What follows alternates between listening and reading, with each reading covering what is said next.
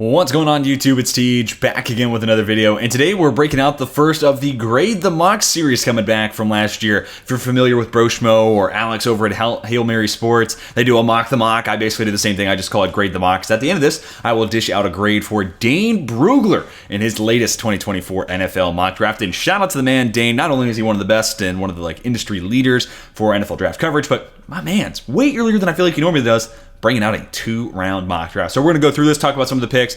I'm going to give my analysis on landing spots, fits, who's too high, who's too low, all that sort of stuff. We try to be pretty brief, so I know I can get a little long-winded in these draft things, but let me know if you feel comfortable with the length of the video. Is it too fast? Do you want me to expand upon my thoughts? Let me know all that down below. But let me know your thoughts down below on Dane Brugler's mock draft. I, of course, want to know who your favorite team is and if you like the pick. So, without further ado, let's jump into it. Starting with Caleb Williams going 1. No major criticisms. Actually, I plan on doing this in my next mock with a very interesting twist than playing out at 2. Because if Caleb Williams is not there at 2, I wouldn't be surprised if Washington plays a little bit on the, I don't want to say risque side, but maybe shocks people. And it's worth having the conversation because I think it's worth having just in general. We'll get to that this weekend or next weekend probably. But anyways, Caleb Williams, he's a lot of people's QB1. He's my QB2. I have no problem with it. He's really 1B to Drake May's 1A. So fine with him going 1. I think Chicago would be wise to reset that rookie contract window. And look, I like Justin Fields, but there's still so much room to grow. And I think the same is true for Caleb Williams, so why not just start over from scratch when it comes to that rookie contract window? We get to Drake May at 2. I almost think if Ben Johnson is the head coach for the Commanders, which everything I've heard leads me to believe that he will be, I almost think that Drake May might be the better fit for that. But again, I think first-year head coach, first-year GM, they're going to be happy with either one of those two guys that falls in their lap. Honestly, I don't give it away. Just wait till next weekend when we get to my updated mock. There's another quarterback that wouldn't shock me either. Marvin Harrison going 3 to New England, so not Jaden Daniels. Basically, this is kind of the first real linchpin swing point of the draft, right? Like, do they go quarterback? Do they go receiver? And I don't know what Dane's going to do. We'll see what New England takes at the top of the second round, but if he thinks there's a quarterback that'll fall, okay. I think there's going to be at least 4 that go in the first. With Jaden Daniels, Bo Nix, of course, Caleb and Drake being there. Probably 5. I think Penix still gets in. Maybe he doesn't. He did accept the Senior Bowl invite. Really excited to see what he can do to repair his stock after, the national title game not going his way. But for me, really interested to see that quarterback conversation. And then, if none of those guys go in the first round, you have to go QB here in New England. I'd love to see them take Marvin Harrison Jr. Trust me, I would. But then you're talking about, is it Russell Wilson starting at quarterback next year? Or are you making a trade for Justin Fields? Or are you swindling, Kirk Cousins and kind of wowing him with a big free agent offer? I don't know. It feels like the draft's the easiest way for them to go forward. Cardinals take Malik Neighbors. Would be totally fine with this. I wouldn't be shocked whatsoever. The first 6 picks are 3 quarterbacks, 3 receivers. That's what we did in my mock this past weekend. Malik Neighbors to Arizona. I mean, this is Hollywood Brown plus, and then great compliment, opens up the middle of the field more for Michael Wilson, and allows you to do a lot of creative stuff with Rondell Moore underneath. Love this. Really don't think you can go wrong with Malik Neighbors, guy who's only going to turn 20 by the time he gets to training camp. Still blows my mind to say that. Chargers, Brock Bowers. Don't hate this whatsoever. I think this basically boils down to him or Rome Odunze. And if they move on from Mike Williams, I would venture to say they go with Odunze. If they decide to move on from Keenan Allen, they'll go with the middle of the field, kind of slot, potential hybrid player in Brock Bowers. You can play in line tight end, and trust me, I'm not saying that. But basically, if you lose your middle of the field threat, this turns into Brock Bowers. If you lose your big body physical, go up and win it, receiver on the outside, then it becomes Rome Odunze. I'm totally fine with either one. Okay, yep, and I was almost wondering, does the Giants take Rome Odunze? They do, which I'm sure that's part of why Dane did this. Not that, you're not letting the pick after this totally dictate what you want to do in the current pick, but it's a lot easier to justify Rome Odunze to the Giants than it is Brock Bowers, and then who knows how far Bowers falls. And especially Bowers, position value aside, he is one of the 5 best players in this class. If not 5, he's top 8. Easily. Then you add in position value, and maybe that'll shift your board a little bit. But I also love Rome Odunze. They need a big physical, contested catch guy. I've really called Rome Odunze a lot of times. Just Amari Cooper at 6'3", 200, and I just stand by. A route runner who can win at all 3 levels. More yak ability and more yak production under his belt this year. And just, man, when you need a guy to go make that tough back shoulder catch on the sideline, Rome Odunze might be right up there with Marvin Harrison Jr., the best of doing it in this class. Joe Alt into Tennessee, so first tackle off the board is Alt. I'm really interested to see if that is how Dane Brugler's final rankings play out. Something that I don't think a lot of people are talking about is Olu Fashanu is on the younger side. He'll be 21 next year, and I think he needs to gain some strength in his profile to make that work. We'll talk about Olu in just a minute, I'm sure. Joe Alt's going to be 20 next year. He doesn't turn 21 until after the Super Bowl. So he turns 21, I think it's the end of February. So he's actually a little bit younger than Olu, but you wouldn't know it because of the years of starting experience and how technically refined he is. And man, really good strength in his profile. I think you play him at left tackle, partnered up with Peter Skoronski. That's a strength moving forward for this Tennessee offense. And you can rest assured that whoever ends up being the head coach, whoever is the offensive coordinator next year in Tennessee, if they end up landing Ald at 7, Peter Skoronski plays left guard, Tajay Spears, who I think had a really great rookie year, they're going to be running behind that left side of the offensive line with Spears a ton. Falcons take Jane Daniels. I think they would need to move up and make this move, at least to like 5 probably, just to leapfrog the Giants, to take that question out of their realm of outcomes. But the fit is undeniable here. Whoever ends up being the coach, whether it's Bill Belichick or Vrabel or it's Mike McDonald or whoever ends up being the lead guy in the ATL, Jane Daniels makes a ton of sense. This is Desmond Ridder plus. So doesn't mean it just allows you to keep a lot of what's already working there while tweaking some of the stuff that doesn't. And he'd be stepping into a situation with really nice pass catchers, a couple of great backs, an offensive line with a ton of recent investments in it. I mean, this would be a great landing spot for Jane Daniels to have immediate success as well. Bears then take Dallas Turner. This is a spot where if Roma Odunze makes it here, this is really interesting. I don't think they'd take Brock Bowers if he made it here just because they like Cole Kmet. But if any of the top 3 receivers, pretty much it'd be Odunze. I don't think Neighbors makes it this far. If Odunze makes it here, this becomes a really interesting point, and he'd be a really nice compliment to DJ Moore, simply put. But here you decide to go edge with those top 3 receivers off the board. Love this. Montez Sweat plus Dallas Turner. That's a really fun edge tandem of the future. And Dallas Turner just on the up and up, only getting better and better from last year to this year at Alabama. That's the progression curve I want to buy into, especially with the top 10 pick. Olu then goes 10 to the Jets. I think that makes a ton of sense. We've seen them 1,000 mocks. Great. The best pass protector in this class, pretty comfortably. Awesome foot skills. To be the blindside protector for Aaron Rodgers, it adds up. The Vikings then take Leatu Latu. So ahead of Jared Verse. I find that to be a little interesting. To me, it's Verse and Turner as the top 2 edges in this class. I think Verse, a little bit more NFL ready. He's my edge 1 because I still think he has superstar potential. But Dallas Turner, the superstar potential is undeniable. Leatu Latu is just going to come down to the medical. I almost wonder the Vikings might be one of the teams that are out on him just because they battled so many injuries at edge. They might just want some assurances maybe that this guy, whoever they take, is going to be on the field. You never really have that in the NFL, but when the guy's already medically retired, it feels like it may push a team to the side. Who knows? Because I've also had Leatu Latu at different points this year as my edge 1. He's just so NFL ready. And for this Minnesota team that, maybe they're moving on from Danielle Hunter, Marcus Davenport's hitting free agency. They need some immediate edge rush so that way Brian Flores doesn't need to either, show he's showing 8 and drop, all of them into coverage or actually blitz 8. Like, I'd just rather him have to do it a little bit more of a traditional sense, like he did in Miami. He didn't always have to blitz. He could just count on his front 4 from time to time to win, and I think Leatu Latu makes that easier in Minnesota. All right, then we get to the Denver Broncos. Terrion Arnold, actually not a player to team landing spot I've seen yet, but inside out versatility, which is really interesting here. I think of him as a slot, but if you play him on the outside, I'm fine with that. We'll see what his arm length comes in at. I just prioritize slot a little bit more than most, so that's where I'd want to have his change direction skills. But Denver needs a number 2 corner opposite of Pat Surtain, and maybe the beauty of this pick is whether that number 2 threat for the opposing offense plays inside or out, Terrion Arnold can shadow. And maybe that's kind of Dane's thinking here, and I would actually dig that a lot if that is the NFL plan for how to use them. I feel like sometimes teams don't really have that plan in mind, and they just kind of stumble into it. Kind of a la Micah Parsons all of a sudden becoming like a basically full-time edge rusher in Dallas. I don't know if they initially had that plan when they drafted him. They were looking at corner that draft. So, anyways, long tangent aside, really like this fit. It's one that I haven't really thought about. I do think Bo Nix ends up being the guy for the Denver Broncos there at 12, though. Raiders, J.C. Latham. Yeah, I mean, Jermaine Illuminor was actually a little bit of a decent player towards the end of the 2022-23 season. But yeah, we saw that offensive line, especially on the right side, regress a little bit. Wouldn't be bad to go ahead and get that like linchpin, long-term starter opposite of Colton Miller, who's going to be there long-term for the Raiders. So just solidifying that tackle tandem long-term. I like that a ton. Same thing at Jared Verse. I think this would be a supreme value pick. And also a guy who kind of fits what they want. They've just had a ton of investment at edge, so I have a hard time thinking they're going to do it again in the first round. Granted, just because you put investment into it doesn't mean that you ignore the fact that Peyton Turner's not really doing anything for you. Isaiah Foskey, haven't seen a whole lot of him this year. I haven't done a full year of evaluation for him, but not a guy I've heard a whole lot while watching Red Zone or watching Saints games in general. So still could just be looking for that superstar piece, especially when you consider like Cam Jordan. a year, maybe two, but it feels like maybe next year is his last year. So maybe this is your long-term, like, cornerstone Cam Jordan replacement. From that sense, I don't hate it as much. Man, it's tough with the Saints because they have so many different holes that make sense to fill there at 14 with only one first-round pick to do it with.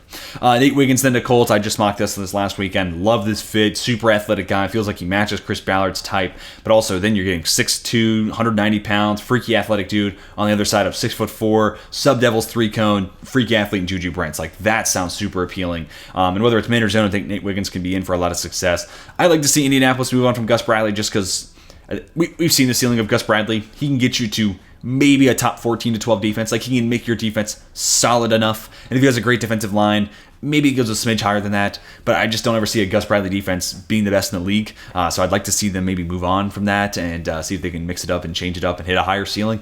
But nevertheless, Nate Wiggins plus Juju Brents would actually be a really solid corner tandem for that cover 3 defense. Jalen Jones, I said all last draft cycle, perfect cover 3 corner. Have him as your third perimeter corner, like it a ton. That's another pick actually I had this last weekend. Byron Murphy to Seattle, a guy who actually had higher run stopping grades than Johnny Newton. And Johnny Newton gets talked up as this like high-end run stopper, and he is. But I think Byron Murphy been a little slept on there. Newton does it with a little bit more first step quickness. Murphy does it because he's 20 pounds heavier, while also having still pretty awesome first step quickness. So love this a ton. It's a running mate on the inside with Draymond Jones. That interior pressure makes those edge rushers' jobs that much easier. Look at Aaron Donald, look at Christian Wilkins, look at Jeffrey Simmons, look at Dexter Lawrence. Look at the impact that those guys can have. And so I think I love this a ton. Plus, it shores up that run defense quite a bit. Jags take Brian Thomas. I feel like A.D. Mitchell's my fit here, and I feel like that's really starting to become one of my favorites of the draft cycle, just because they're missing that catch point, go up and get it guy. And A.D. Mitchell, even when he times his jump wrong, go up and win it. We saw that in the college football playoff. Like, his jump ball tracking skills are just off the charts. He's like the ideal, like, balls in the air, that's the guy I want to go up and get it. So I lean A.D. Mitchell here, especially if you saw the Ian Hart, it's like almost touchdowns from Trevor Lawrence. That's the type of receiver that turns some of those into tutties. But I'm also fine with Brian Thomas Jr., great vertical threat. And this could also be your contingency just in case there is no Ridley extension, who a lot of people talk about him as a deep threat. Brian Thomas Jr., I mean, almost all of his routes, and I can't remember who I saw writing about it, but I can't remember the exact percentage either, but like a large majority of his snaps were hitches, comebacks, and go balls. But it's fine because he was great at it. And if he's playing as Calvin Ridley, cool. He also could just be your Calvin Ridley replacement if there is no extension. Then we have the Bengals taking Amarius Mims here at 18. This is one we've seen a ton. A right tackle to the Bengals makes a ton of sense. Jonah Williams hasn't worked out. They obviously have already moved on from La'el Collins. So can you find that long-term piece on the other side of the offensive line after investing into Orlando Brown Jr.? I think it makes a ton of sense. Mims, high upside type of guy, would be a really fun addition. Rams take J.J. McCarthy. So I've had the Rams take a couple different quarterbacks in these mocks that I've done in the past. Most of them it's been Michael Penix because I feel like that timing-based offense, those receivers would be a great place for him to go. But J.J. McCarthy is interesting. And especially if you think, hey, Stafford's got one more year. Having J.J. McCarthy learn from Matt Stafford, two guys that coming out, I think McCarthy has less touch than Stafford, but God, like, if these two guys are just rearing it up and trying to throw as hard as they can, some of the best pure velocity in the league. And I think a lot of the weaknesses McCarthy has, Stafford's a great mentor for him to learn from. So I don't hate this whatsoever. And at this point, too, there's a really compelling case to be made. Like, all these quarterbacks who sit, I don't think it's always just one for one, but a lot of the quarterbacks who have sit for a majority of the rookie year or all of the rookie year turn into really good players. So honestly, I could see where the Rams are like, hey, we almost never have first round picks. Let's go ahead and burn one and just get our quarterback of the future. Interesting thought there from Dane. Steelers, Cooper DeJean, love this fit. Not only because the jersey color in Iowa and the Steelers match up perfectly, but he's the slot corner I think the Steelers are missing. A true impact playmaker in the run game where the Steelers have been inconsistent when there's no Cam Hayward on the field. I think he shores that up, while also taking away the easy throw over the middle, whether it's zone or man, whatever the assignment is. I think he just helps cover the middle of the field where Pittsburgh has been beaten and abused quite a bit so far this season. This is a defense that also needs to clean up miscommunications. We're good for one or two of those a week. So that comes down to Terrell Austin and Mike Tomlin to kind of clean that up and shore up that secondary from that standpoint. Dolphins, Jackson Powers Johnson. And I'm also interested by Dane putting guard/center. I just think him as the best center in the class, and that's just kind of how I've looked at it. And if you lose Connor Williams, there's a fit to be had there, and he'd be an awesome fit to that Miami offense. But the guard flexibility is key here because, like, if there ever is a point where you have to start something called Lester Cotton at guard, well, Jackson Powers Johnson's probably a more appealing option there.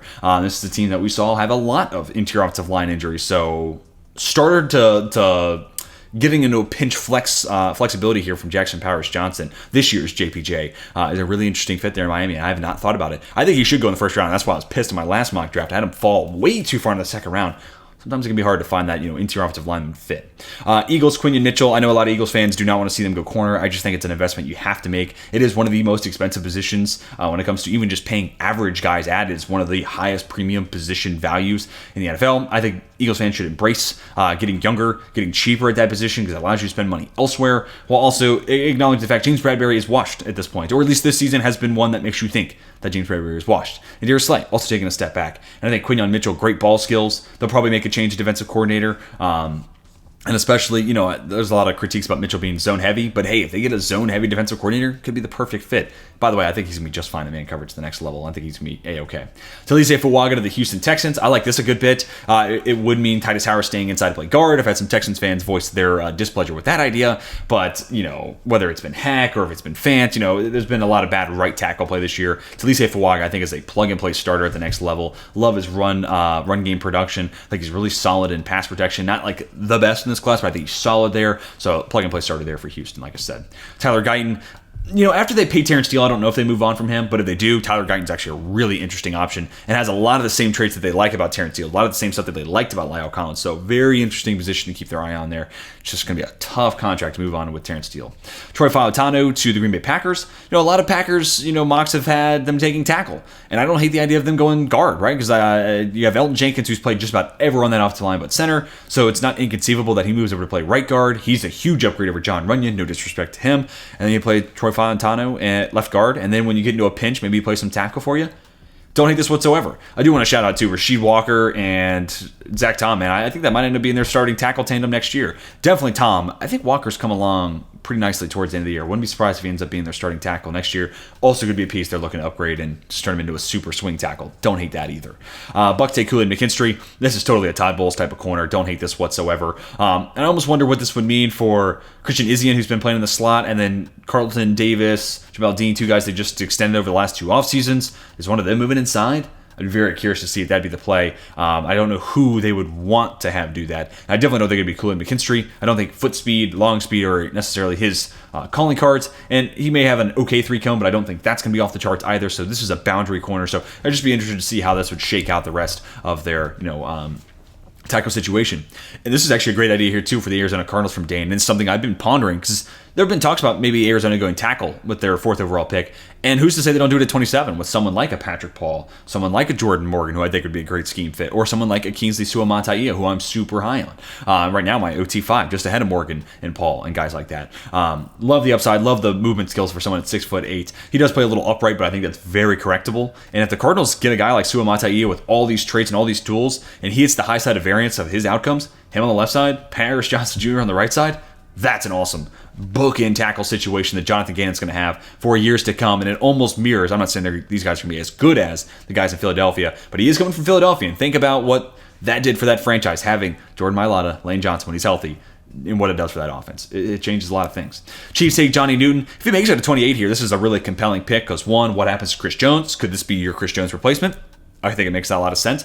Or if you keep Chris Jones, which would be awesome, then you're getting a plus-level pass rusher, as well as an awesome run defender, where Derek Nottie has just totally let the team down. He is not the run defender that he is supposed to be. Johnny Newton, I think, is a clear upgrade there. A little bit smaller than Nottie, of course, but he's just got the instincts for it. He shoots gaps really well. Good hand fighter as well. He's the run stopper. Lets Chris Jones move across, sometimes play edge, focus on being a pass rusher from the inside.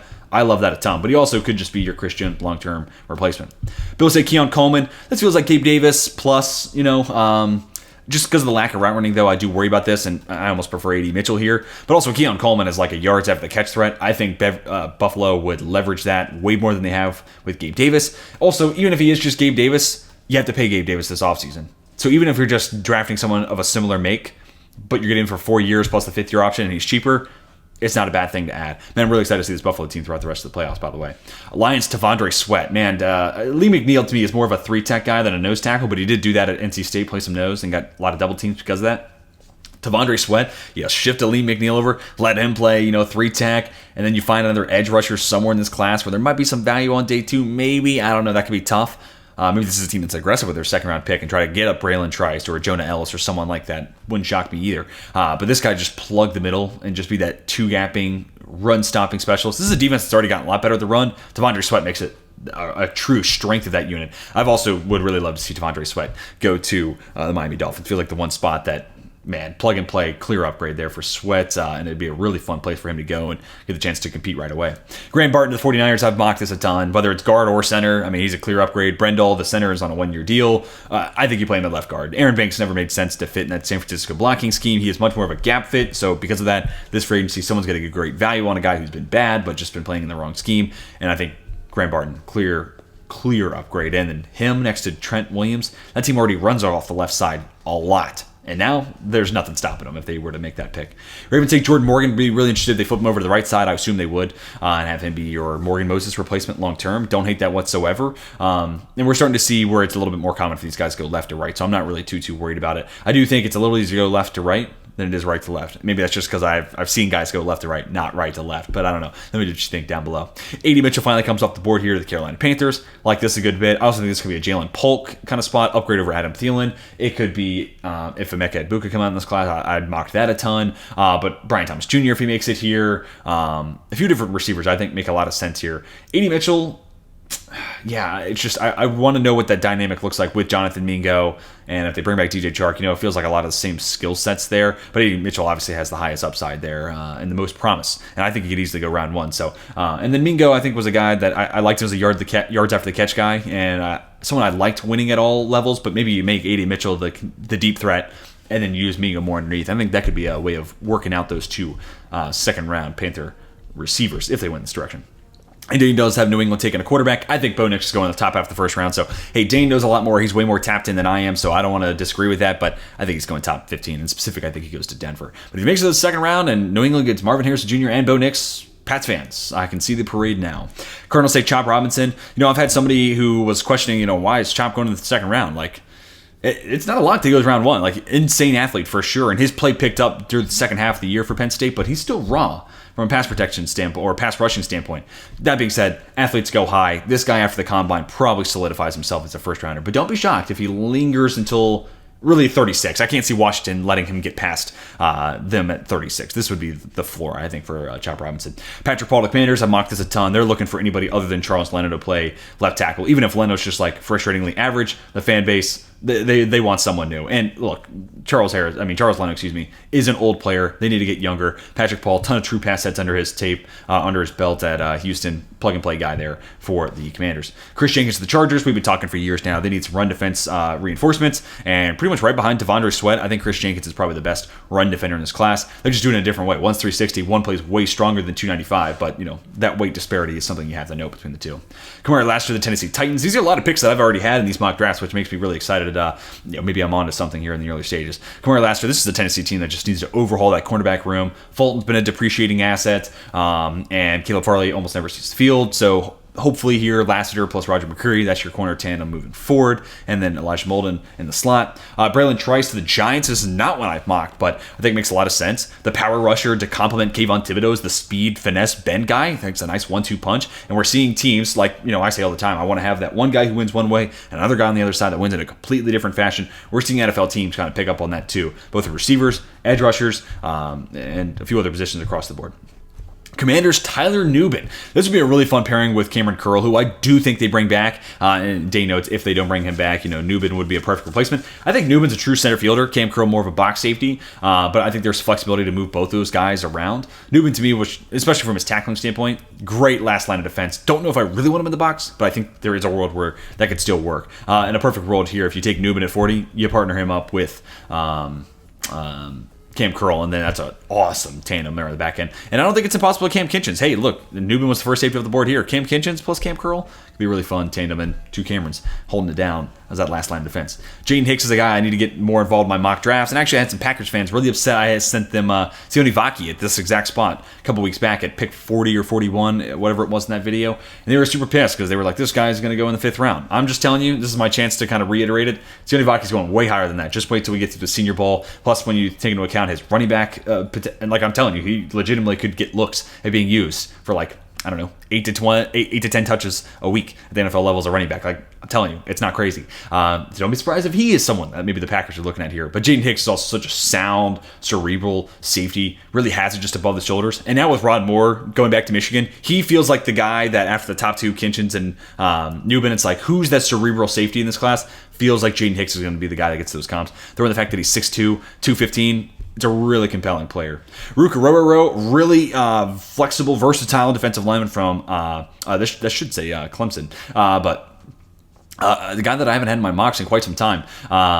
But yeah, you want to play him on the inside, true 3-tack. He can even do some 2-eye. He could play true defensive end. He could move out wide beyond the tackle. Like, this is a guy that can move up and down the defensive line, and Clemson used him that way. So adding him into Minnesota while you've already taken Leatu Latu, I don't hate it whatsoever. And in my last mock, I had them go edge as well as interior defensive line. And Dane kind of thinking something similar here. Falcons go Jalen Polk. Man, him as the slot with Drake London, Kyle Pitts. It just loads up that offense that much more. And remember in this mock, they took Jaden Daniels at 8. Man, that would make for an awesome offense to watch. And, you know, if the draft were to play out like this, I would just almost have to see Ben Johnson be the offensive play caller for that team, because that would just be too much. It'd be, I don't know, almost be like playing Madden. Michael Penix Jr., the end of the Las Vegas Raiders. Excuse me, they need a long-term answer. Aiden O'Connell is not that. Penix is an interesting guy to go here. You know, it's going to come down to whoever the play caller is. I think Penix, as much as he is my QB3, like, he's going to need solid receiver talent, and he's going to need an offensive coordinator that has a plan for him and has a scheme where the ball's coming out quick. Because Penix, the reason I like him is he's aggressive. He wants to take shots, but he also wants to get rid of the ball quick. Like, that's just not a combination you see a whole lot in college prospects. So I find him to be a very interesting blend. And when he's on, dude, the ball placement will be through the roof. Sometimes you get the national championship game, though, and it's a little spotty. But, man, if the Raiders could have a plan for how they're going to orchestrate that offense and how Penix fits into it, he's got a couple of weapons. I wouldn't hate this, but even I think he still ends up going round 1. If not, then he probably goes a little bit higher than this in round 2. Saints take Dominic Puny, not a guy that I've talked about on this channel, not a guy that I've actually watched a whole lot of, but I do know guard tackle flexibility. I'm going to have to dive back into his tape. And I think specifically left guard could be a spot where the Saints are looking for an upgrade. Maybe they decide to flip him over to play right side, or they do that with Trevor Pending. We'll see what happens with this Ryan Ramczyk situation. Sounds like it's a little worse than I thought it was a few weeks ago. Chris Braswell to the Colts. They're still looking for edge help. And a freaky athlete, Chris Braswell, speed to power. And you know, Kwity Paye, much more of a run defender here, so you'd probably be using Braswell at least right away on just third down situations. Probably be a platoon between him and Paye. Run down spots, Paye, passing situations, it's Braswell. I don't hate that whatsoever. And this is a pretty solid Colts roster, not a whole lot of glaring needs, so getting a high-end athlete fits Chris Ballard's type, and just trying to address an area where they're still looking for a go-to guy, I don't hate it whatsoever. Giants take Javon Bullard. I think this is really fun. Just kind of have him be that Julian Love replacement, play the slot, kind of play in the box. That, you know, Brian Branch, nickel corner, strong safety hybrid. Really like Bullard. Sure tackler, can be used as a blitzer, and pretty solid in coverage. Now I just got to see what the athletic measurables are, and assuming he checks the box there, yeah, this is a guy that I definitely think should go somewhere round 2. Jags take Cooper Beebe. This could just be an upgrade over Ezra Cleveland. I'd be very curious to see what they want to do with Cleveland. Former college tackle. Does he just become a swing guy across that O-line, backup guard, backup tackle? Or are they just going to let him walk? But very, very curious to see what they want to do there. Beebe also could just be your spot tackle play. He did play some tackle at Kansas State. So like this too. Just gives you an immediate starter, but also gives you some flexibility if you get into a pinch if you are Jacksonville.